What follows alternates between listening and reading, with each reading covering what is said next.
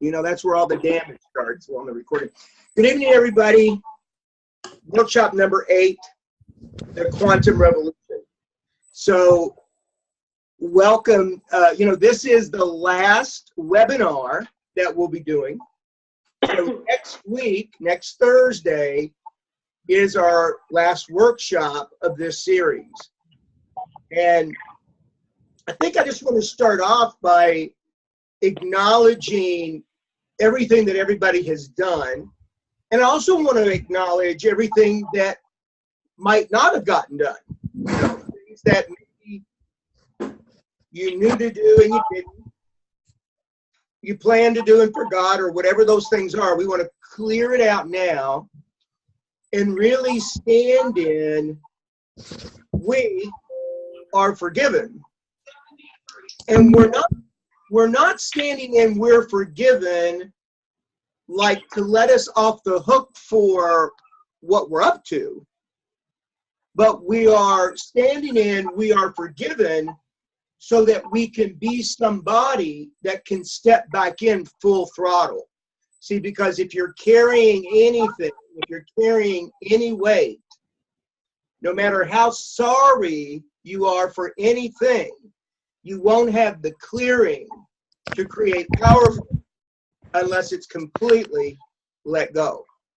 And, I'm not telling you anything you don't know, but I'm hoping that you're hearing it in a way that will empower you newly. So how shall we begin? I say, okay, I've muted everybody. That's why my face is muted. There we go.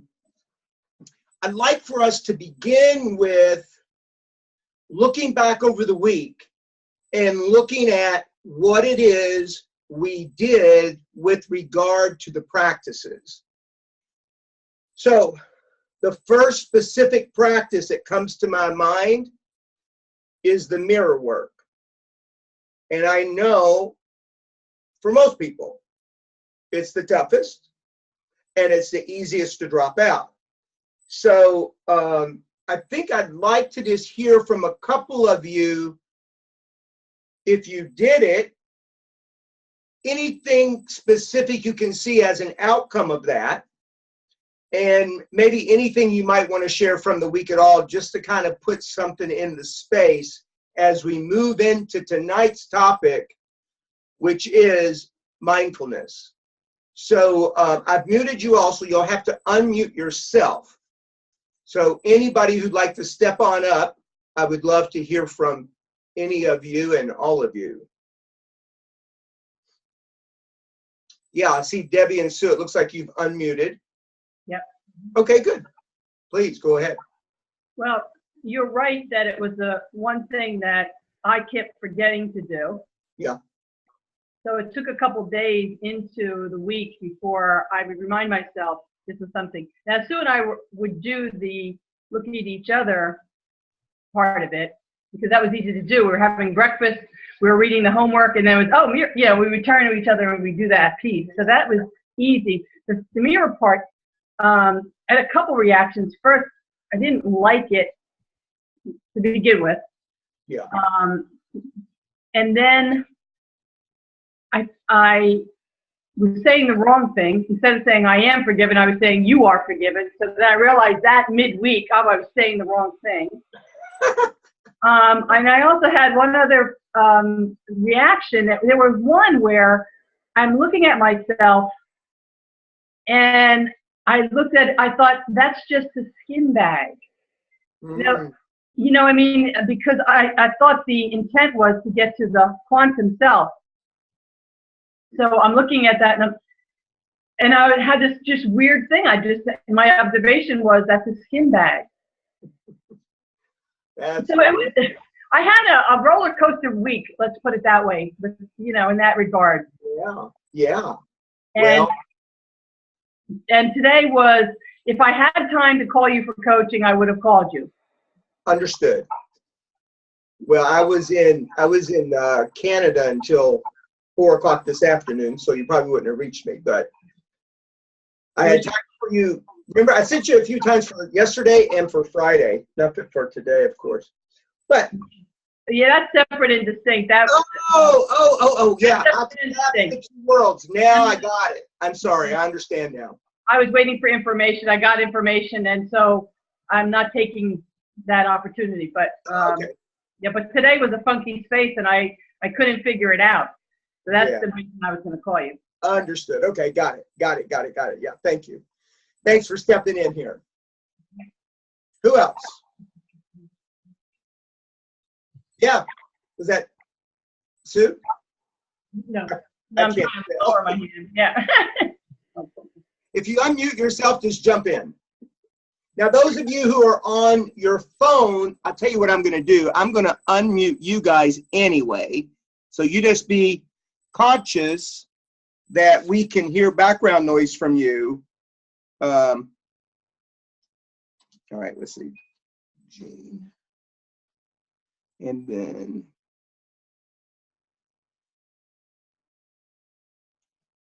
unmute. There we go. And unmute. And unmute. Okay, so those of you who are on telephones, I have unmuted you so that you can jump in if you choose to, but just be conscious of that we can hear your background noise, okay?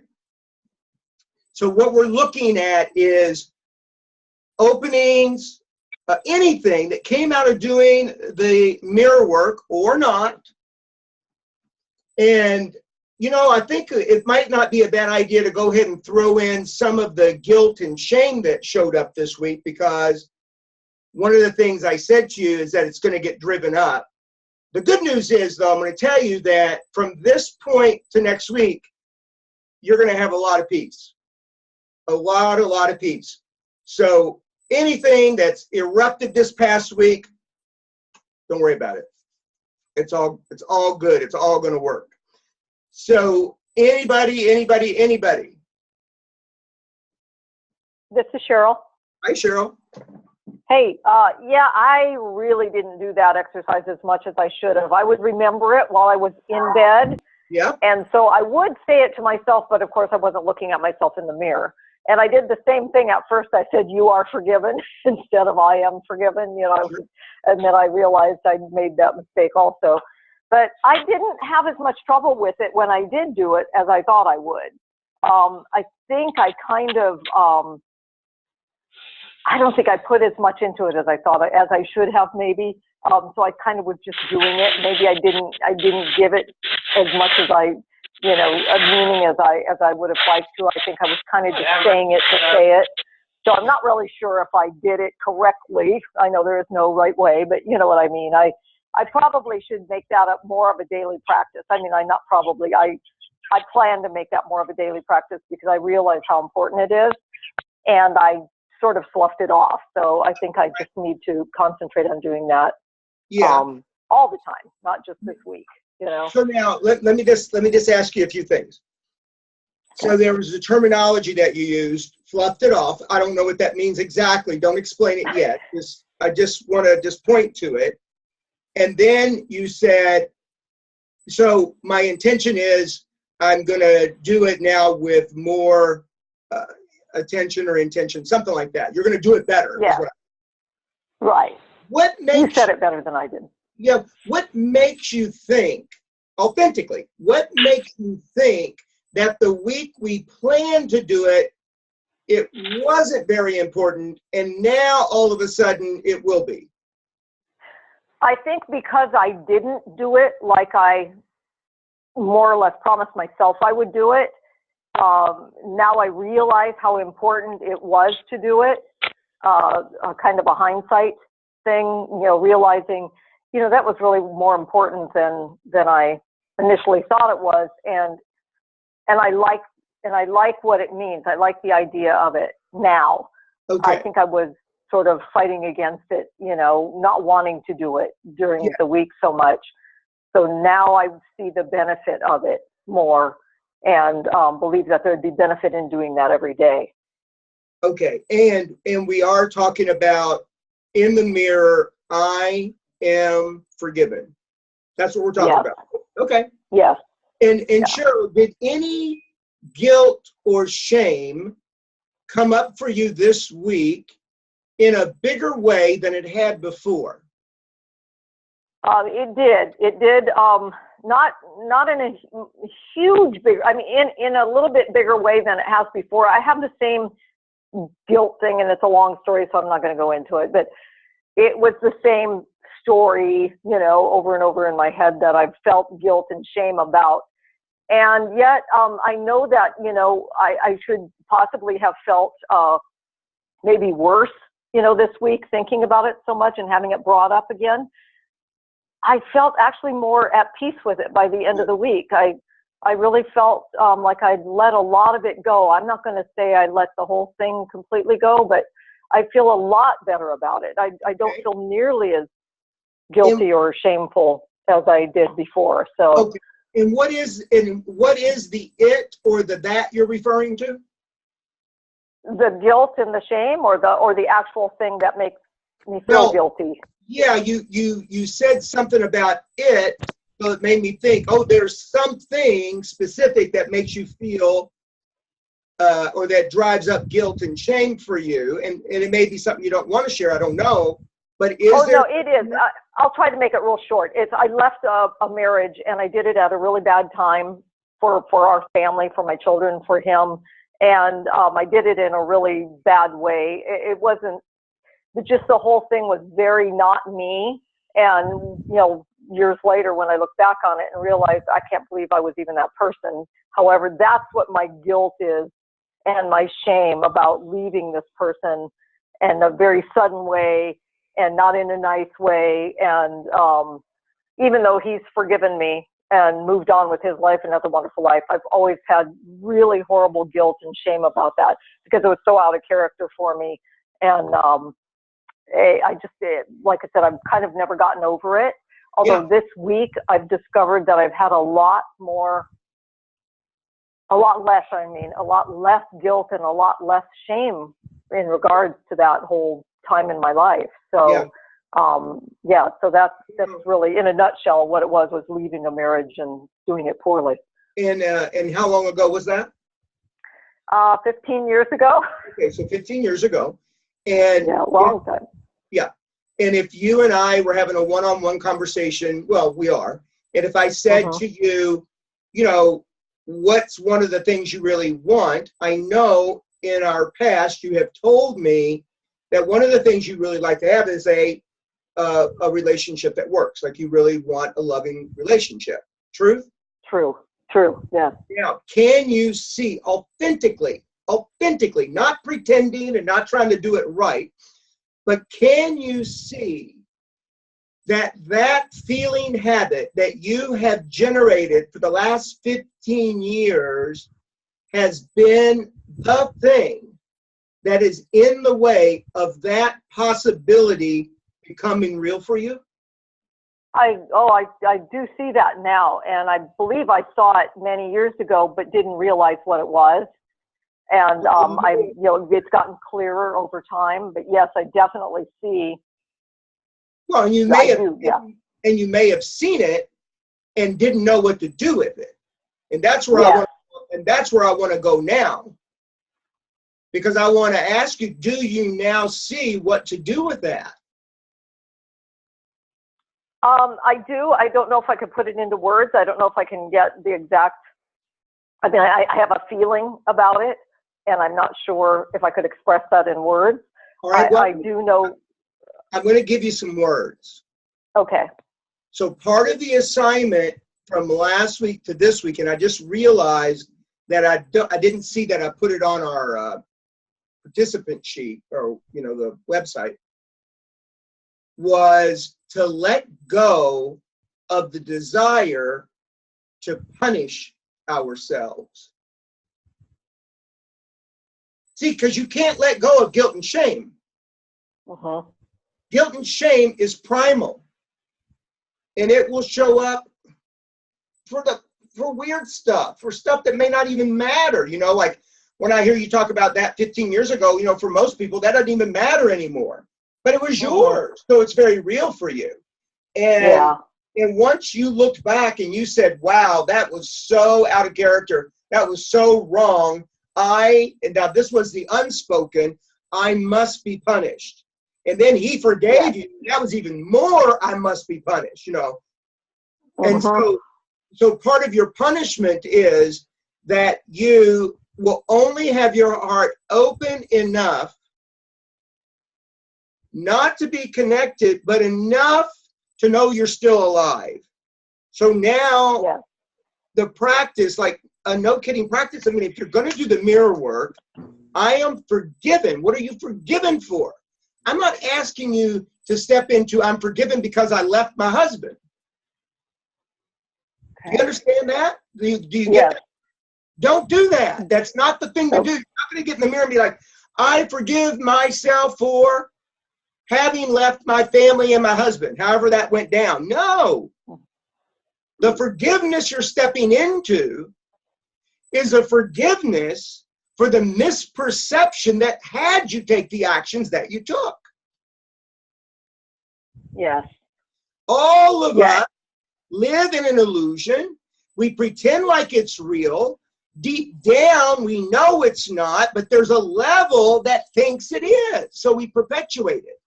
So you step into quantum forgiveness, letting go of the perpetuation, number one, and number two, letting go of the desire to punish yourself. Period. Yeah. No more suffering allowed, right? Right. Are you on board? Yes, I am. This is your year, Cheryl. This is your year. Like, no kidding, this is your year. I have gotten so much these last few weeks out of this, and that's one of the things I was beginning to get. You know how sometimes you don't get it all at once? Yeah. And it really is that just, you know, complete everything you just said was just, you know, all these things going into my head, and I've just felt so much more peaceful the last few days, especially. And you know, I'm sure I'm going to have ups and downs with it still, but really just, thank you, because I really, you know, feel just like I really got a lot, and I just feel more at peace with myself, and the forgiveness feels so much more real now. To say those words and to think about being forgiven feels so much more than just words now. It really is a feeling now. It really, you know. Because, listen, everybody, now what you're being responsible for, you can authentically be responsible for. We all can be responsible for stepping into quantum forgiveness. We can be responsible for that. What we couldn't be responsible for, that we've been trying to do, is forgiving ourselves. You just don't have the power to do that. So the very thing we've asked the mind to do is impossible to get done. Does that communicate? Yes. Yes. But quantum forgiveness, it's already there. It is in existence. It is a matter of stepping into and accepting what's already there as our inheritance. You and I, now listen, this is not going to land for everybody, and I'm going to give it to you and let it land wherever it does, and if it doesn't stick, let it go for now. We are innocent.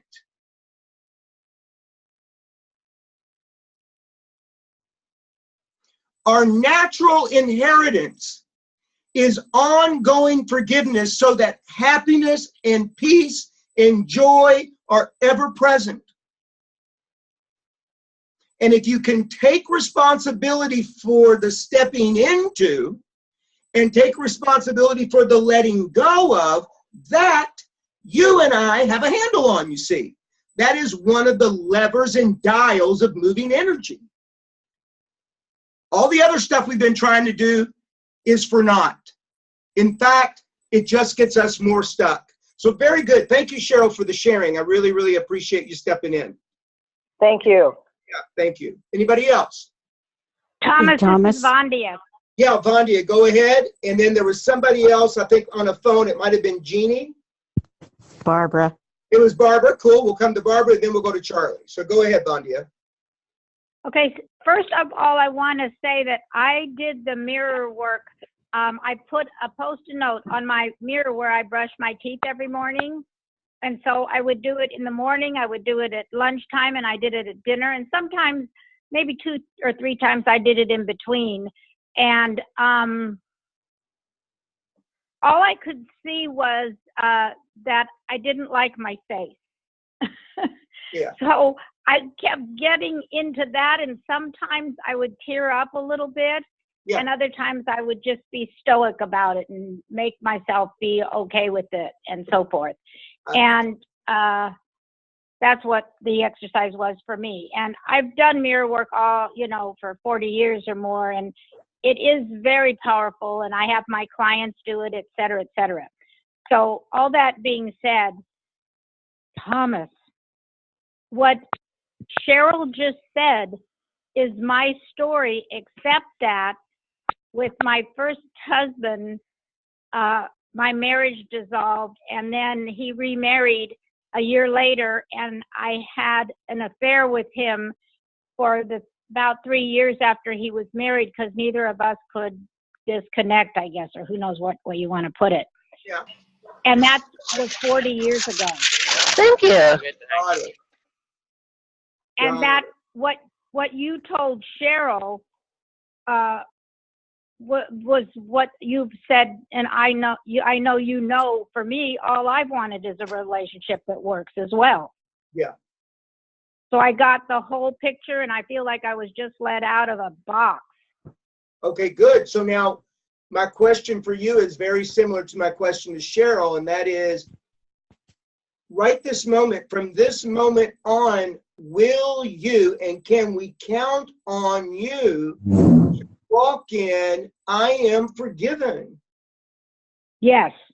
and to let go of the desire? Now, you've got to get, the word is chosen on purpose.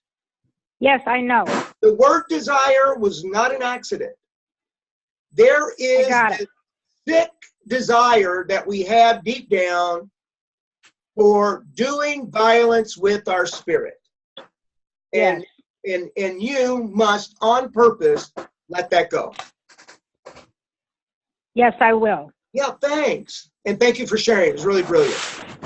Thank you.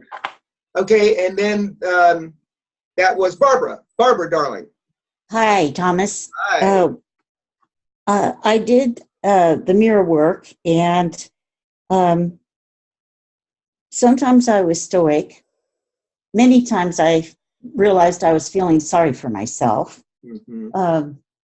Part of the time I felt sorry for the poor creature in the mirror. Mm-hmm. And then the rest of the time I was trying to figure out what essence means. So it was interesting mirror work. Yeah. I'm home with my family. My mother's very, very ill, and we're doing all that stuff. And I'm home with my brother and my sisters and my mother. Yeah. And it's been everything you can possibly wish for. Everything for 50 years is all in my face. Yeah. Good and bad. And what I saw is when all of this stuff is going on is that I don't feel safe, and all I want to do is run home. And before I came out here, all I want to do was run away from California. And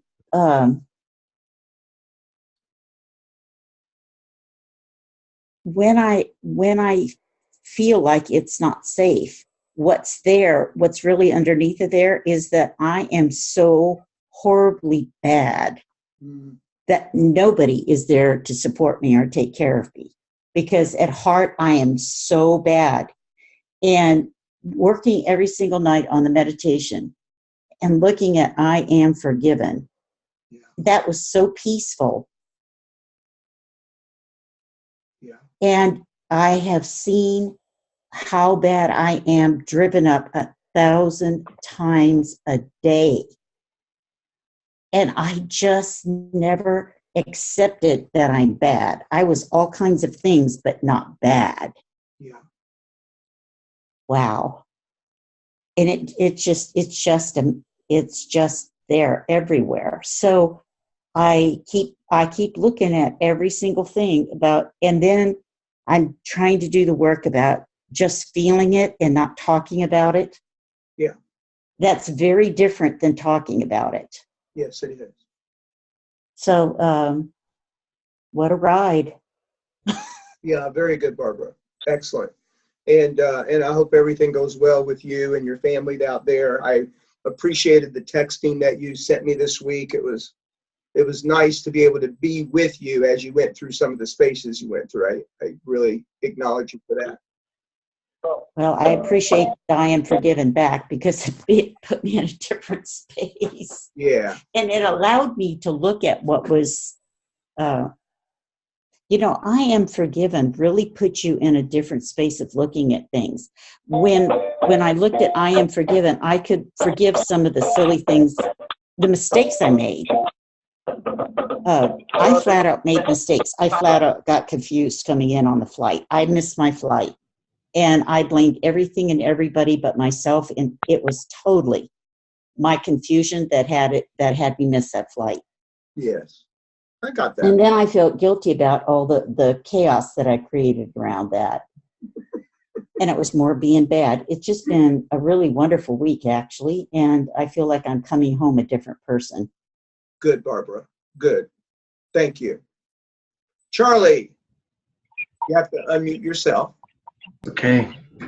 Yes. So I did practice the mirror work, and I had an experience that I wanted to pose.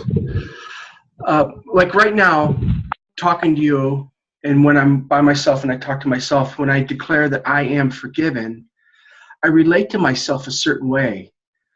But when I was looking at the mirror and declaring it, it's like I don't know who that person is in the mirror. And I find that interesting. That is interesting. He's the guilty one. Yeah, probably so. But about shame and guilt, I think this exercise, and maybe just the work to this point, has made me more aware of the conversations I have with myself, the content. And a lot of it is around guilt, like, oh, you should be doing this, oh, you should be doing that. But what I did hear myself say also, what I'm more present to, is I was saying, oh, you can let that go. Oh, you can let that go. I must say it like 50 times a day. and I'm present to a feeling that emerges after I say that. There's like freedom and peacefulness. Yeah. And that's what you're naming the feeling. So yes. All of us are getting sensitive to feelings, and there is this effort to put names to them, labels on them, which is fine. But ultimately, you're going to find that as you feel more and more, you will let go of even putting any labels on them. Mm. But for the sake of sharing and being able to interact about it, I think it's valuable for sure. Okay. Well, thank you, Charlie. So I personally, I had this experience this week too. My birthday was Monday, but I had to travel. So Raphael stepped up and turned Sunday into my birthday. Now, you have to understand, I enjoy a little bit of birthday attention. If I get a surprise or something, that I enjoy that. These are not a big deal for me, though. You have to understand. If it hadn't happened, it's not like I would miss that. In fact, there was a time in my life that too much of it would just irritate me. Be like, okay, enough already. Let's get on with it. Let's do, this is how I'm wired. Well, that's not fair, because to say that's how I'm wired, like, makes it like I am that way. But I have been that way. And I noticed on Sunday, he went into overkill. You all have no idea. This is so out of character for this guy. And he did so many things from the beginning of the day all the way to, it was amazing. And I never got stuck with my always ordinary way of resisting it or pushing it away. I was completely open. And it was lovely, lovely. He bought me, and Russia, you'll be very happy about this on one hand. On the other hand, very sad. He bought me a new headset. Now, for anybody who's known me for any length of time, I love gadgets. And this new headset is so cool.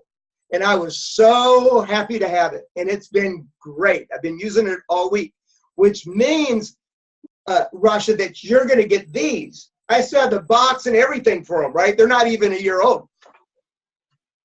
So I get home today from the airport only to realize I lost them. They were $150. And they are brand new technology. They are so cool. And I'm telling you, I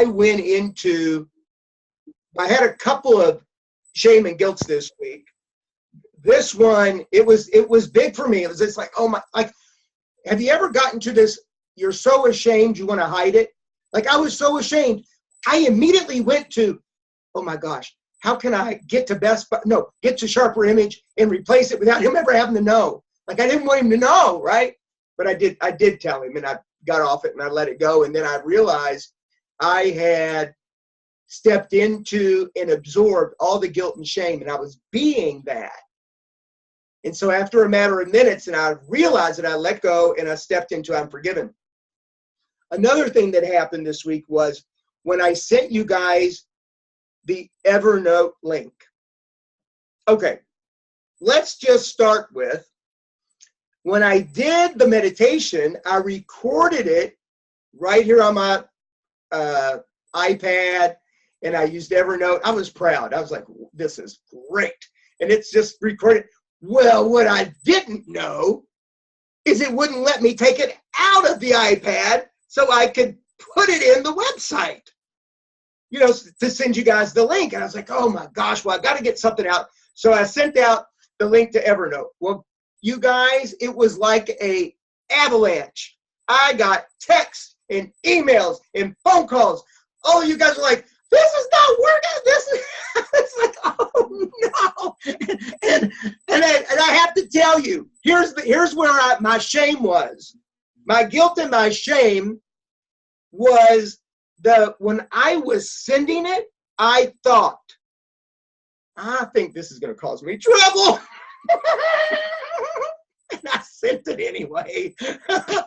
And you know what? I have done that so many times in my life. I am just finished with that, right? I'm just finished with that. Well, I was on the road. When I got home, I figured out how to get it off there. So those of you who went to your link, you noticed that the meditation was actually there, and it all worked out. But that was the roller coaster that I had. So it really, I guess it will never stop, right? But I am forgiven. I am forgiven not to be off the hook or not to be irresponsible for a future that I need to do or have, but forgiven so that there's no pressure or weight, so that I can literally create the next moment of now to be more effective and more efficient. And that's the beauty of quantum forgiveness. Now, I'm going to leave, you can share anything you want when you want to share, okay? We're not going to go in any particular order, but I want to just make sure that we're present to this distinction, quantum self. So next week, we are going to do work specific to this quantum self. But it's very important that all of you have the distinction clearly enough for yourself so that you're the listening in the room for the number of people who are going to be there for the first time, that they get value for themselves. Do you understand? They don't have to understand completely what the quantum self is, but you do, because that will create a particular environment where people can get something, and it'll be something new for them. So just to get it clear, the quantum self is the essence of who you really are. It is the spirit, the soul that's always been there, that you've always known. And I don't know where the time is that we shift into character away from that essence. I don't know when that is. But there is that essence, and then the character takes over, and it's like it gets hidden. I want you to try on. I don't know if what I'm about to say is accurate. I just want to put it out there and let's all try it on. it is only the quantum self that can actually access quantum forgiveness. The character is an illusion anyway. So trying to get forgiveness for the character, the identity, the ego, I don't know that that makes any sense at all. I think what makes more sense is getting to letting go is the access to quantum self-expressed. So I want to talk about, I want to make a distinction between generate and create. We generate an experience, and I'm going to call this, we generate the experience of love. Now, when I say that, I want to be very clear. Love in and of itself is energy. It is not an emotion. You're with me? But that energy that we call love evokes emotion. So Einstein said, energy cannot be, let's see, destroyed. Let me see if I have it in my notes here. Energy cannot be created or destroyed. It can only transform from one energy to another. So I want you to try on that we generate the experience of love because we're literally transforming one energy to another. And how do we transform or generate that experience? What is the source of that? Here it is. Letting go. Letting go of my opinions. Letting go of my judgments. Letting go of my assessments. Letting go of my pictures of how things should be. You know, it should be that I have my new headset and I'd be showing it off to you right now. It should be that way. But that should, it destroys the possibility and the experience of love, not love the experience, but the emotions that it can evoke. Is this communicating? Rasha, is this communicating? Okay.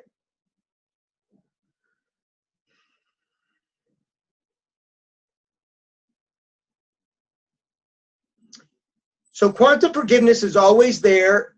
If you consider that seeing is always happening, and when you bring your attention to seeing, there's details you notice that you may not notice before, but did that make more seeing happen? No. Seeing was already happening. You merely directed attention to that which already was. Hearing is already happening. But when you bring your attention to hearing, do you hear sounds that maybe you wouldn't have noticed if you didn't bring the attention? Yes, but that didn't make hearing happen. Hearing is happening. Feeling sensations in your body is happening. But when I bring attention to it, then I see and hear or feel things that I ordinarily wouldn't register, but wasn't it already happening? Yes, I want you to consider quantum forgiveness is exactly the same way. I'm merely moving my attention to what's already there and stepping into it and owning it as myself. The quantum self, and I know between now and next week, there's going to be a whole new level of what this gets to be, and I'm excited to see whatever that is, because I don't know yet. But that essence, I want you to just imagine, if you will, for a moment, if that were leading your life, if that was what you listened to, it's the essence of you is the knowingness. Somebody asked me, well, I don't know which one's talking to me. I don't know if it's the quantum self or if it's my baby self or what self it is. And here's what I want you to know about the quantum self. It does not talk to you.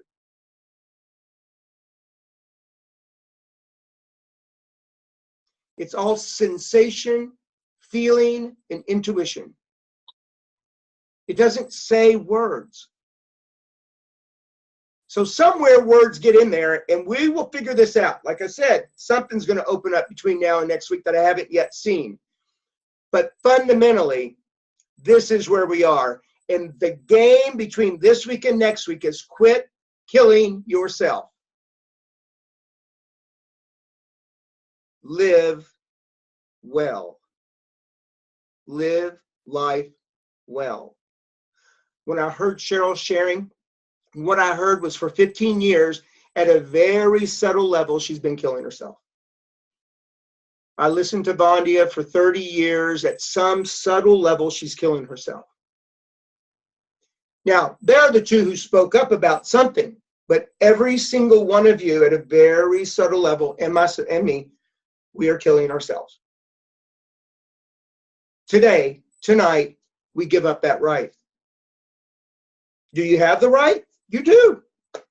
You have the right. You can do that all you want. But tonight, we give up that right.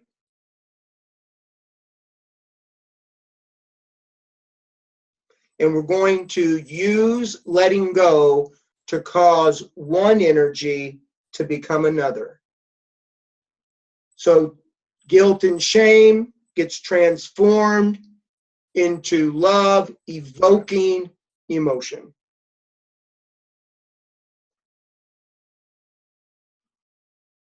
And that, we got to have another quantum word, right? So we have quantum forgiveness. We have the quantum self.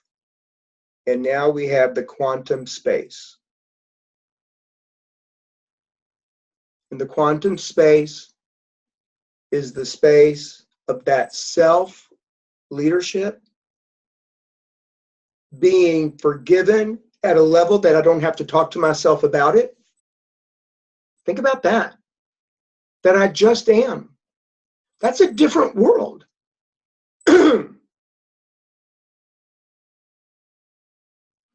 And we honor life unfolding. Because life is unfolding. So now, let me hear from a couple of you. And remember, a lot of you are on mute. Now, a couple of the phone people, you're on mute, and I can't remember how you can unmute yourself. So I'll have to unmute you. But the life unfolding is a very dynamic distinction. And I wonder what it means to you. So what is life unfolding? Not like a right answer, but what is life unfolding? Somebody, anybody? Yeah, go ahead. Antonio, you have to unmute. Well, here, I can unmute you. I got it. There you go. Okay. Hi. Hello. Cliff and I talked about it earlier because we really didn't know either, and he had his vision that he can share. And I thought it was something in the arena of kind of accepting that life, that the what's so of life. And it doesn't mean that you have to agree with it or like it or have any kind of emotional response to it. But it is what it is, and by having a clear space for what's so, you don't kind of waste your energy in fighting it and getting upset about it or angry about it. And it doesn't mean that you just sit there and let the river flow by and don't do anything and take any actions in your life. It's not that. It's not that all of a sudden you're passive and you can just sit there and lollygag. No. But it clears the space for actually being not encumbered by reacting to life the way it's happening and the way you don't like it and resist it and fight it. Yeah, so that you can actually clearly see what you want to do, maybe. Yeah. What actions you want to take or not at all or whatever. But it's something in that realm, life unfolding. Yeah, very good. It's happening anyway, It is, isn't it? Yeah, and it doesn't mean that you can't impact it. That's where you get to collapse it. You know, it Well, can easily collapse. and I wonder about that. So what I'd like for you to do is earmark that little piece and hang on to it for me, because you know I might forget, because I want to come back to that one little piece about impacting it. Oh, okay. Okay, thanks. What do you have, Cliff? Well, you know, I had the thought that just to accept life unfolding, and I thought, well, sure, you know, part of the deal is to be, well, it's back to that old, you know, bit of philosophy of, you know, recognizing the difference between the things you can control and the things you can't, and letting go of the things you can't control, and knowing the difference. And yet, you know, because the way that was worded, it made it sound to me like it was so not in action. It was so life unfolding. You just let shit happen to you. Yeah. And you just go along for the ride. And then we had a discussion where I saw, no, you know, you have choices, you have power if you choose to use it, and you choose where you want to use your power to be in action, make things happen. But, you know, at a certain, I mean, on a certain level, there are things happening that you can't influence, you can't control. I mean, I'll give you an example. You know, a little over 3 years ago, my wife at 37 years was killed in a traffic collision. Mm. And that was an incredible experience, because we said goodbye in the morning, just like any other Tuesday morning. And 7 o'clock at night, the police chaplains knock on the door and give me the word, you know, and I was in shock. But I didn't try and find any meaning. You know, I didn't ask, why did this happen? Why did this happen to her? Why did this happen to me? Mm-hmm. I was just with it. You know, I was just accepting that it happened, and now I have some choices to make. How am I going to live my life now? So, you know, I really get the fact that you can accept life unfolding, and it doesn't mean you have to be powerless. Right. Yeah, very good. Yeah, it's not necessarily passive. And by the way, just so that we all have the language, it is honoring life unfolding. Mm-hmm. That I hold that life knows more than I do, and I honor that. I hold it in high regard. Wade, thank you, Cliff, and thanks, Antonia. And I haven't forgotten, Antonia. I'm going to come back because I want to touch on that piece. I wrote it down. Thank you. So I'm going to kind of piggyback on a little bit of what Cliff said. Honoring life unfolding. You know, there's a lot of things around relationship and getting kind of back out into the world of that I've been really opening, just really opening up to, you know, like that quantum feeling, that quantum expression of what that would even look like. So I you know, like in forgiving myself as to, you know, like what it's supposed to look like, or how is this supposed to happen, or blah, blah, blah. So life unfolding. So last night I got a text from somebody who was dropping their daughter off at Arden Fair or the Arden Mall, and they go, "Hey, why don't you meet me down there and we'll talk?" And I went, "Okay, cool." So this is like 8 o'clock.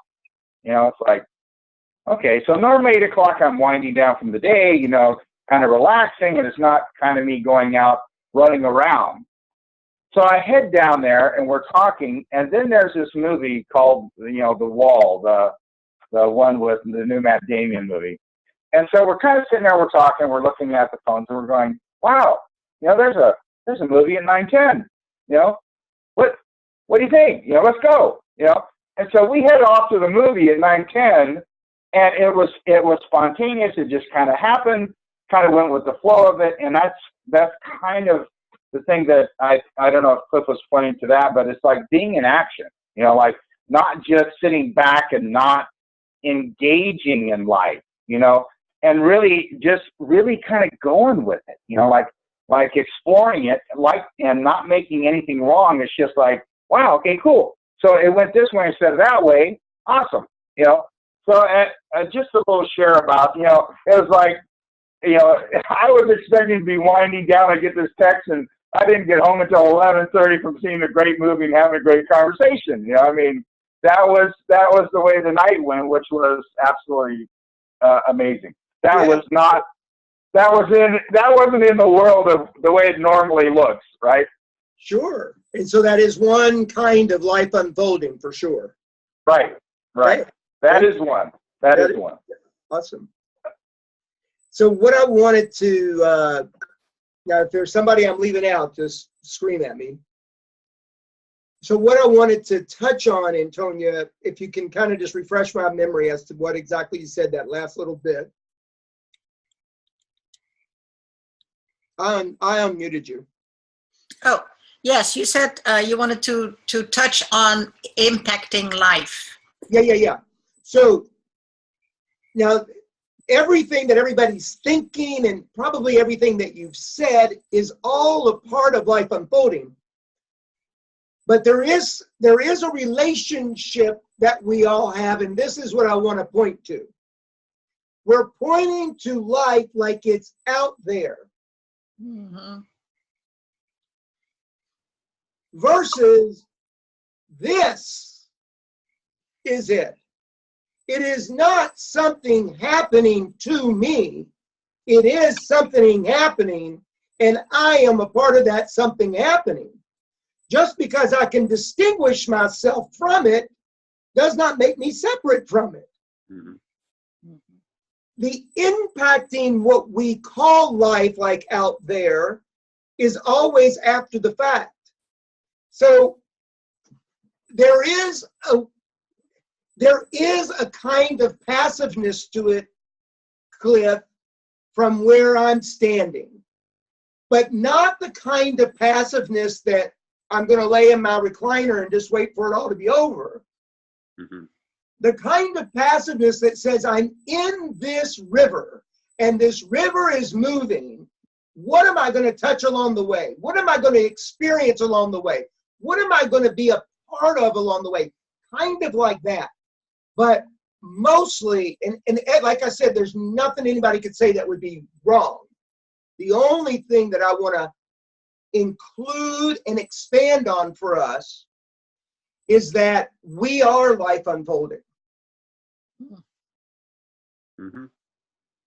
And to honor it does not mean I have no say about it. To honor it says, I know it's bigger than I am. Mm-hmm. And I have faith in it. Thomas, I've heard another analogy in that life is like being on a train, and you can move around from car to car. You can even stop at a station and get off and spend some time at the station. Then the next train comes along, you get back on the train and you head down the same track. You know, and it's kind of, yeah. But there's still, you guys, listen to me very, very, very, very, very closely. If you can just hear this one thing. There is this thing called life, like a lifeline. Like there's a beginning, there's something happening and something going on, and then there's an end. Like that kind of lifeline. That is not the life I'm talking about. That's like history. Mm-hmm. That's a future history, a thing we call right now, but it's all conceptual and something that we can point to. Consider life as I'm referring to it is happening. It is experiential, but it is energy, it is aliveness, and it uses me. I'm not using it. It's an explosion happening over and over and over and over and over and over and over and over again over here. And to honor that is distinct from honoring things happening. and things will happen as a part of aliveness. Do you get it? Yes? Something? Starting to. But I mean, it's moving. So Rasha says no. Well, Rasha, get in here and help me. It's the same, Thomas, as one hand clapping. I mean, you know, you're going to get it however you get it. Okay, that's good, Vanya. You're right. You're absolutely right. It is. Yes, you're right. Okay. Yeah. So let it be whatever it is. I think that's great. There's nothing we don't have to beat it up. Yeah. But Rasha, something though that you want me to put in that maybe I'm missing, and I want to make sure that gets put in. So you got to unmute yourself though. And she says, no, I didn't want to do that. Oh, there you go. No, so we were having this conversation last night. So one of the metaphors that we used was, you know, when you're kind of in the water, you're in the ocean or a pool or whatever, and there's this gentle wave. You're not doing much, and you're kind of rocking with the wave, right? Like you're floating. And that's that being with that I think Thomas is alluding to. It's like there is a flow to life. And sometimes we're in tune with that flow. No. And sometimes we're making. I don't want you to go there. Wait a minute, Rasha. I know where you're going, and it's good, but it's more of the lifeline. It's included. Okay, try it now. It's not excluded. It's included, but I want to point to aliveness. Life is happening. You are an empty vessel where life shows up. You are used by it. It is not about the lifeline. And to honor it is not about laying back and relaxing, even though you could. Honoring it is holding it in high regard. Like that. Like it is the ultimate energy. It is that which knows the future. It has the answers. We think that we know what should be. We think that our pictures is how it should go. And we get stuck on a lifeline because of that, versus all I want you to be concerned with is right now aliveness and letting go of anything in the way of that. Anything in the way of the explosion of aliveness happening right now. Yeah, I'll come back to you in just a minute, Cliff. I just want to make sure that I didn't disempower Rasha, because we've been doing a lot of work around this. And you're right, the other night we did have that conversation. And in the context where we had it, it was beautiful. But there is someplace I want to go with this, and I hope that you can align with me on that. All right, thank you. I appreciate it. Cliff, yes. Go ahead. So I completely understand the point of living in the moment. But what you said landed with me was, so we shouldn't have intention and plans and think about a future. I mean, that seems like that's all different. It's different. Okay. You're hearing it as this is the right one and this is the wrong one. No, what I'm saying is this one's the one I'm talking about. I'm not talking about this one. The lifeline, by design, you're going to plan for the future. You're going to think about things. You're going to make things up. You're going to do stuff like that.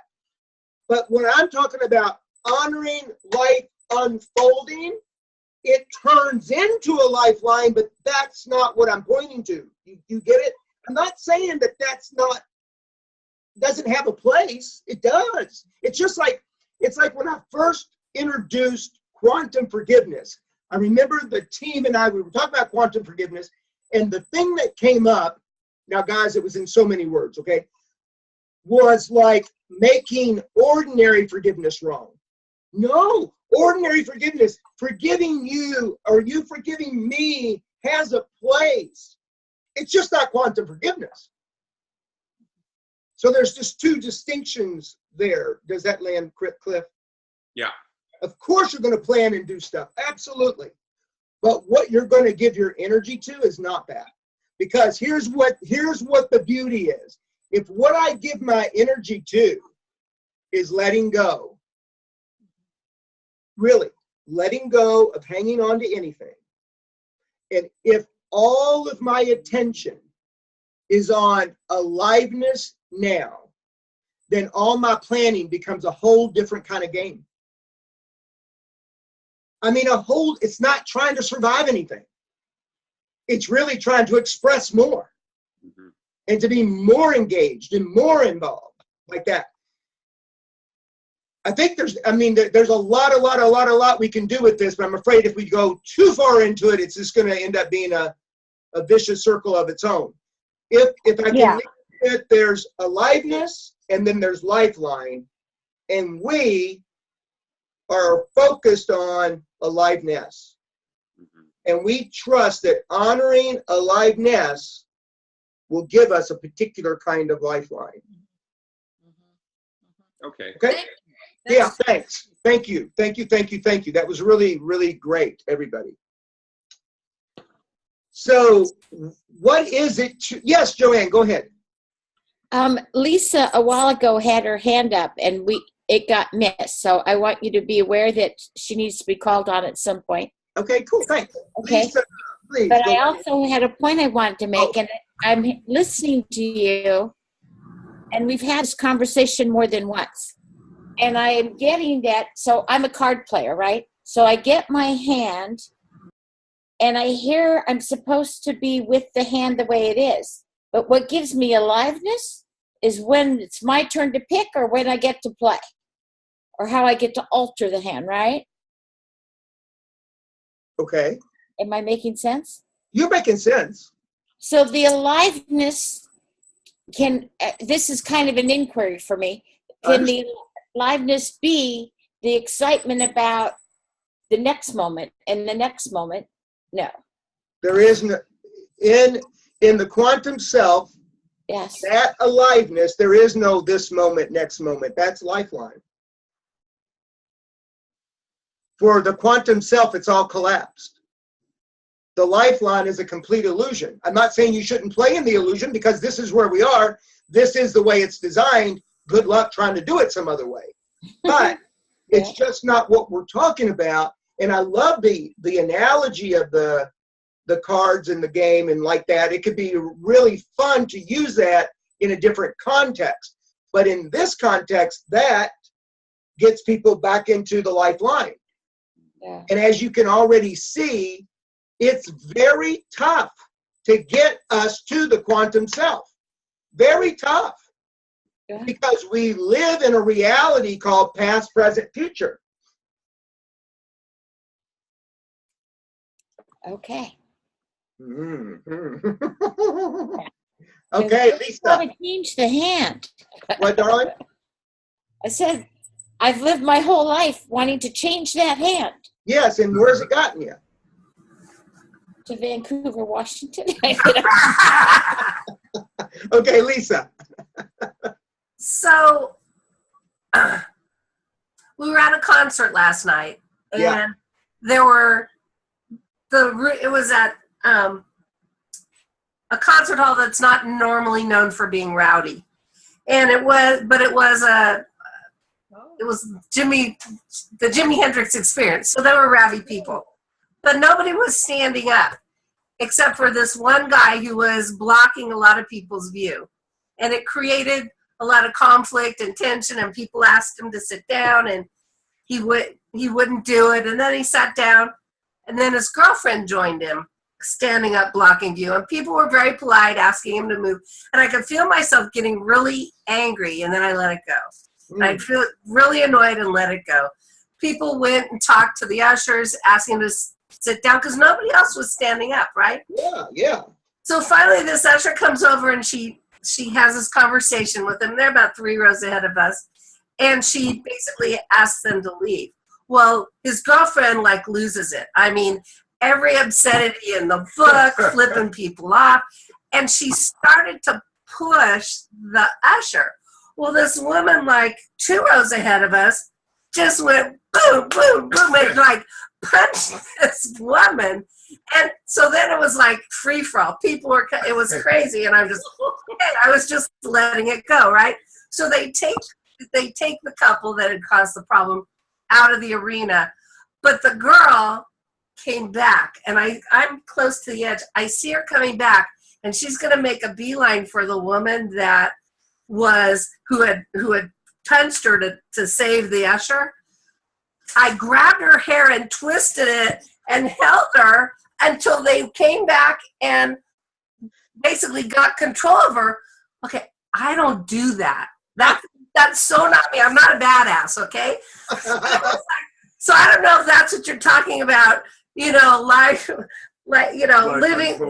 unfolding. It was an action I never would have taken.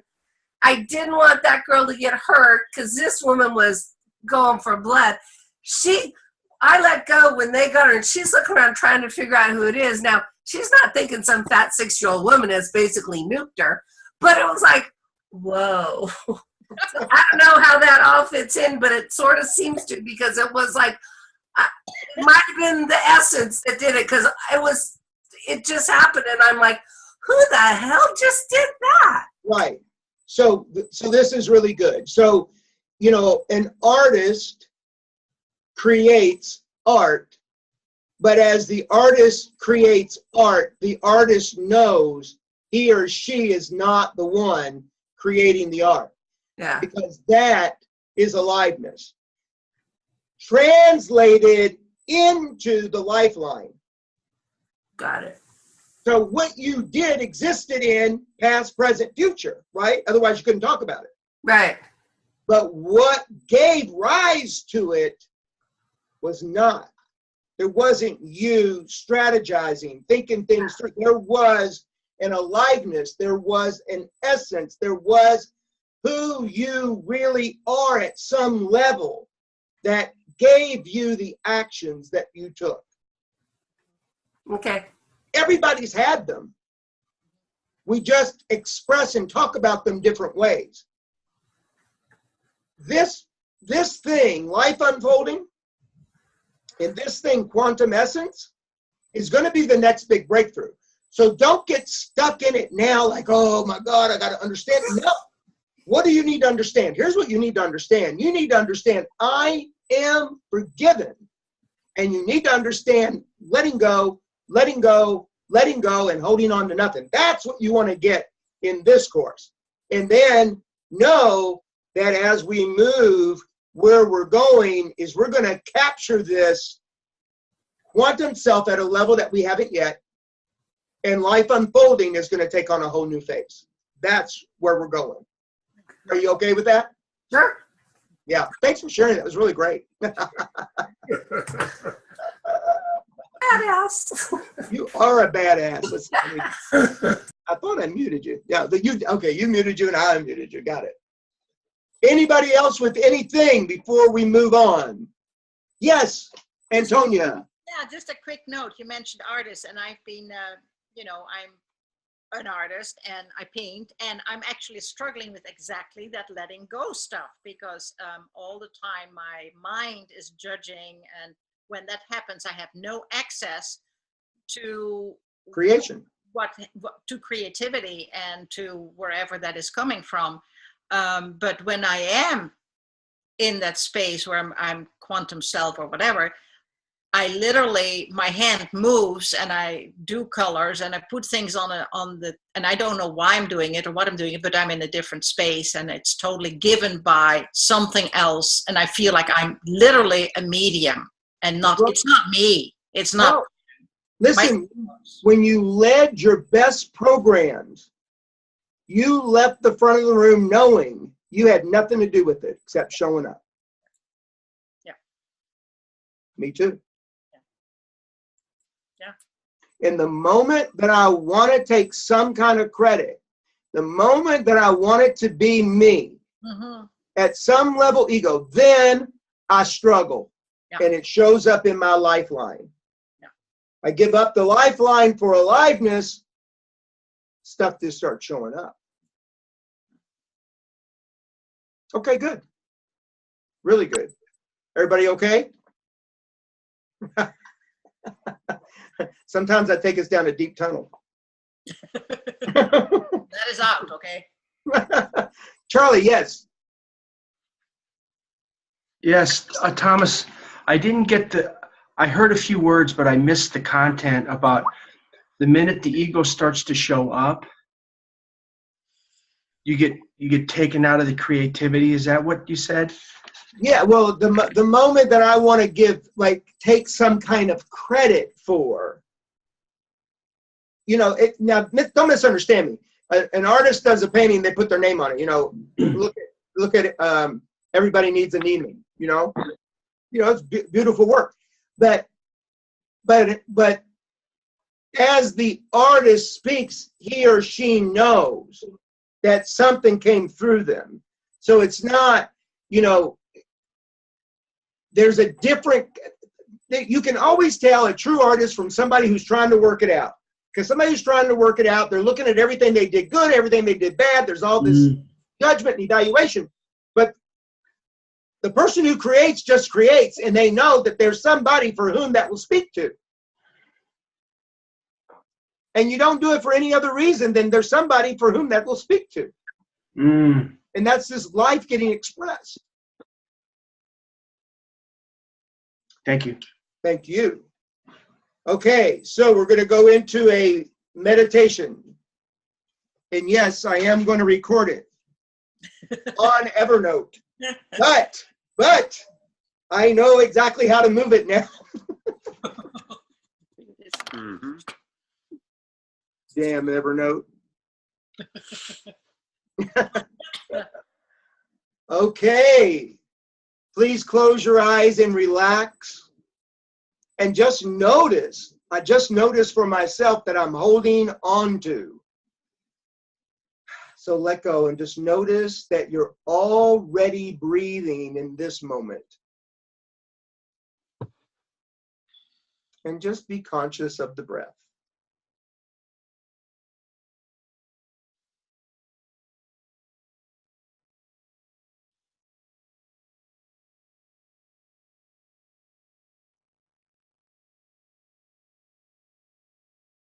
And now bring your attention to the physical sensations of breathing.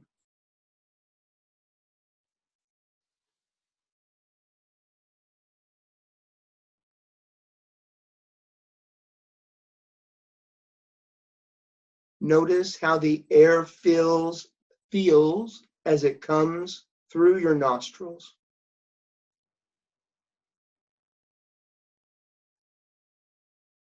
Notice how it feels as you breathe out.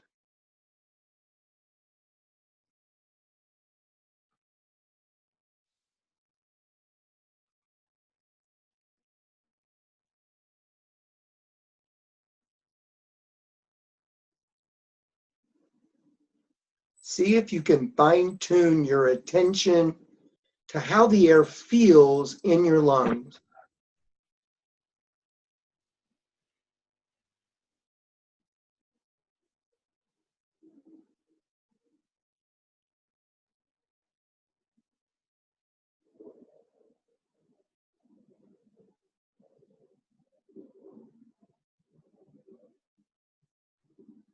Is the breath coming more into the upper part of your body? Or is it reaching the diaphragm?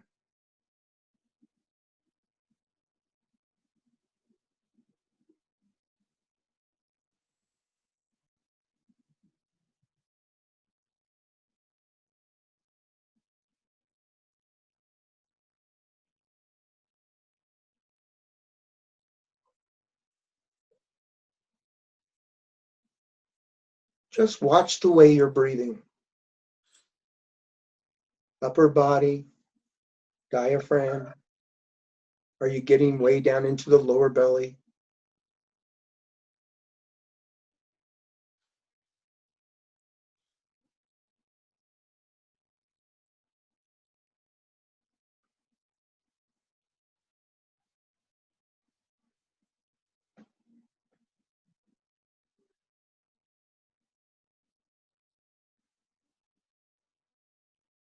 Now begin to bring some intention to the breath. with the in-breath. Let the lower belly soften and expand with the intake of air.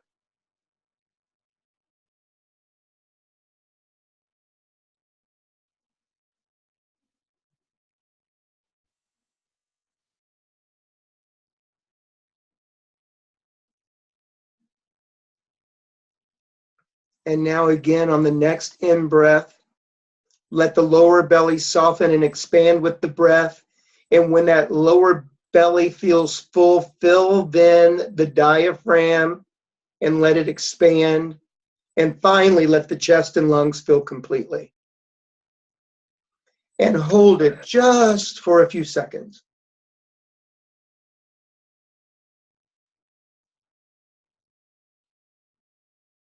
And then let the air be expelled fully from the lungs and push it out. A little extra push. And then breathe back in.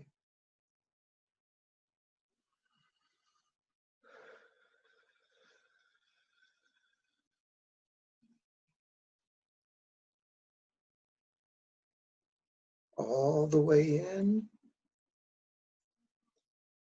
Hold it. Just a few seconds and then all the way out and push a little more out.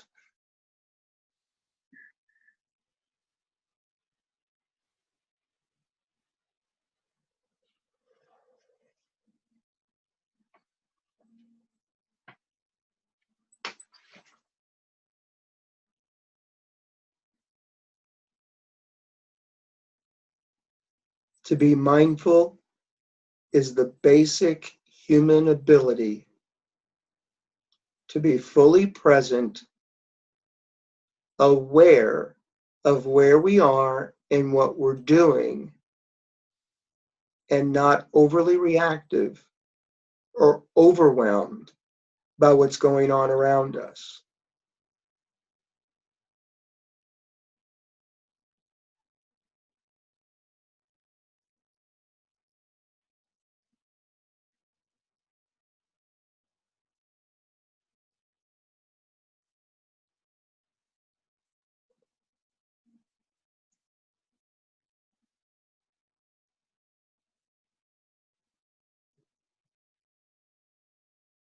The next level of mindfulness is the basic human ability to be fully present, aware that I am all of it, and all of it is me.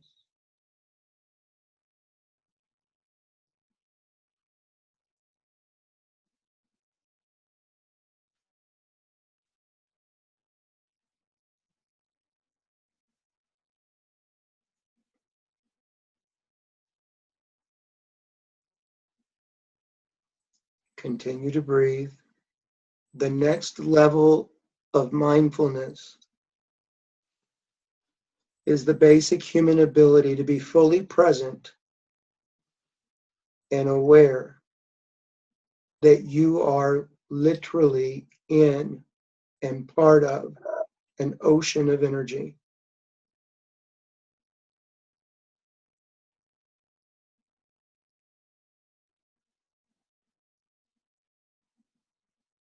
See if you can feel yourself in this ocean of energy.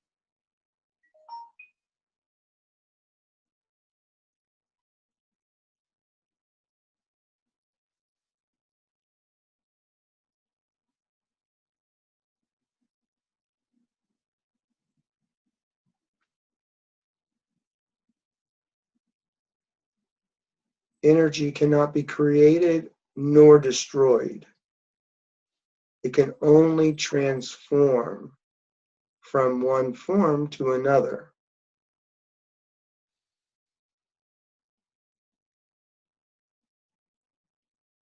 Let go of everything. Let go of anything you're holding on to. Transform the energy that's there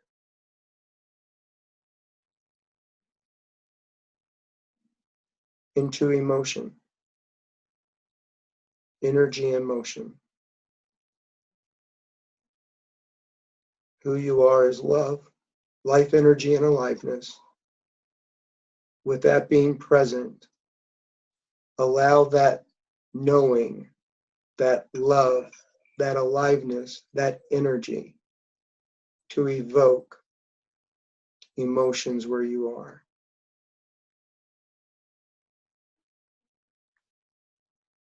Feel the emotion of joy.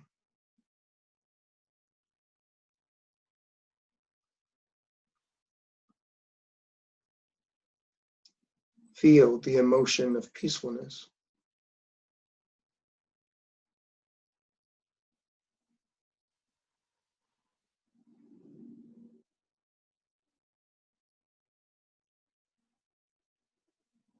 Feel the emotion of happiness.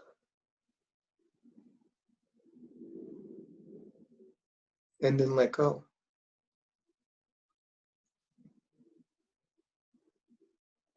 And just be.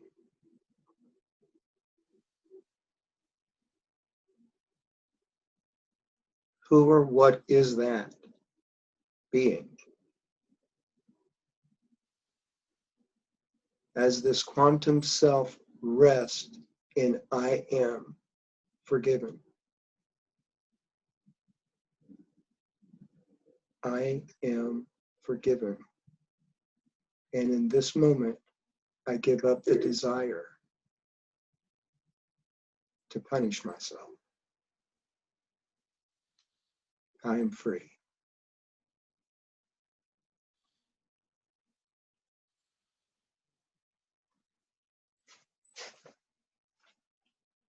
Very good.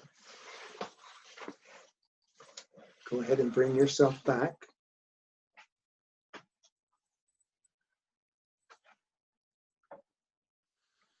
So between this week and next week, you are to walk in the ocean of forgiveness. Get present to the quantum self. You don't have to make a big deal of it. Just get present to it. See what it is for you, how it shows up for you.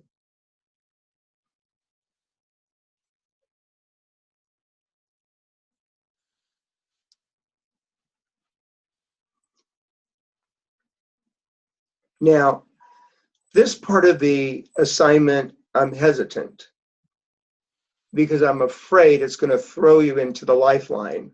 But when I created it, I put it here, so I'm going to say it needs to be here, and we're going to do it. Allow yourself to be the observer of life unfolding.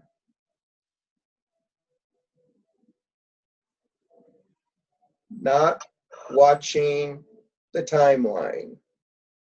The observer of life unfolding. Just see what you get. Don't get stuck in it. Don't make it difficult. Have it be great. And last week I asked you guys to continue reading the document, the Quantum Forgiveness document, and I did not put it on workshop 7 on the worksheet. So it's very possible that you forgot about it or missed it. I am going to put it on this week. You can do with it what you will. I say you can never read it too much, okay? Because every time you do, you get a deeper cut, deeper cut, deeper cut, and something new opens up. So anything that anybody wants to say or express before we complete the evening? Yeah, Shep. I just want to say we started this, after New Year's, this class, and I have forgiven myself, and everything's going, I'm expecting everything to continue going good. No issues, no matter what it is, it's all good. And I contribute that to you for that way to get me to think that way. Yeah. And it's really powerful because I'm living it. And every time I look in the mirror in the morning, I have quite a conversation, you know, and it's all good, you know, but it's something you said about the quantum, was it the quantum self? Yes. Is your spirit. It's like your spirit. Yes. And that resonates with me because I kind of always think that I'm a good guy. I mean, just naturally a good guy. Yeah. And so, and I get a lot of feedback. People tell me that, so I'm starting to believe it. Yeah, believe it. Why not? Yeah. So, and it's a good feeling. Yeah. You know. So I just want to say thank you, man. And you know, I'm getting more. I'm doing more of the homework. Whereas in similar classes, I kind of skipped. Other things were going on, so I had an excuse, but I didn't do it. But now, I mean, you get what you put into it. Yes, this is true. Thank you. Thank you, Chef. So I just want to say thank you, man, and keep up the good work. Thank you for that. You know, and I appreciate you. I appreciate you too. Thank you. Okay. I want to say to you guys, you know, this Einstein quote, energy cannot be created nor destroyed. It can only transform from one form to another.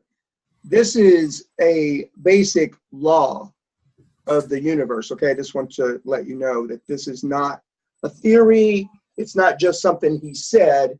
It is a basic law that's accepted in physics and in quantum physics in the universe. With that in mind, given you are energy, I am energy. We are we are the energy force of the universe. Just consider, you cannot die. You cannot die. And we'll complete on that note. Nice. All right. I love you guys. Have a wonderful, wonderful night. And thank you. listen, if whatever you can do to have Thursday night rock with people coming out, I promise you, I'm going to rock in front of the room. We're going to have an amazing, amazing evening. And I know, Robin, that you're not going to be able to be there, and I'll miss you terribly. But me too. You will be there, and for us, you're there, right? Okay. Great. All right, everybody. Good night. Thank you. Good night. Thank you, Thomas. Good night.